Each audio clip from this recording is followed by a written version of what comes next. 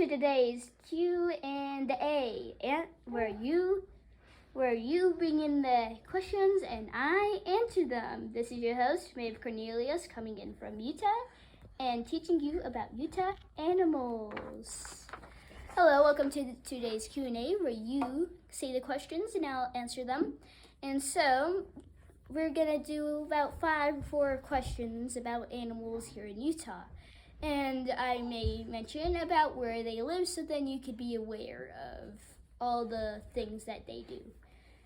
And where you might be, and you could just think, oh shoot, there is a rattlesnake by my house.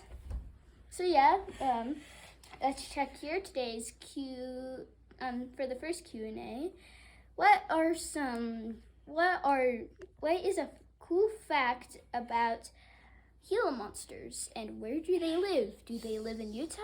Well, Gila monsters do live in Utah, in fact, and they start with a G, not an H. So if someone says Gila monsters, just remind them that it's Gila monsters, not Gila monsters. And so, about coyotes. Is it true that coyotes can live everywhere except for the Antarctic? Well, that is true. They are super adaptable, and they do a lot important stuff in the environments. And something that I figured out that coyotes do, they're not carnivores. They're omnivores.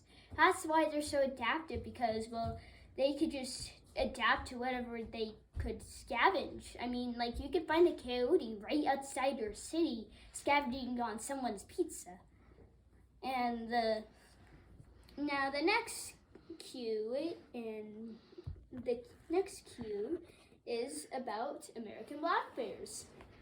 And this is kind of like a story-ish question. My middle school just got attacked by a black bear. Well, not really attacked, but it did visit around the place. Where do they live exactly? Well, so they live in forested areas, most forested areas, and just so you know, they even though they're the smallest on this continent, they can still get pretty fierce.